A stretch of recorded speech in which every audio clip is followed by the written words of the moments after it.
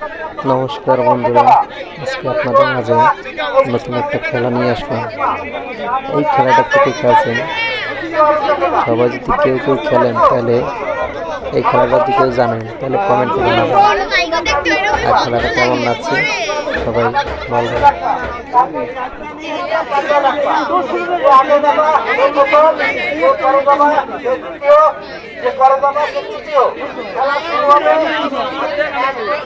সাথে সাথে ঠিক আছে, তোমাদের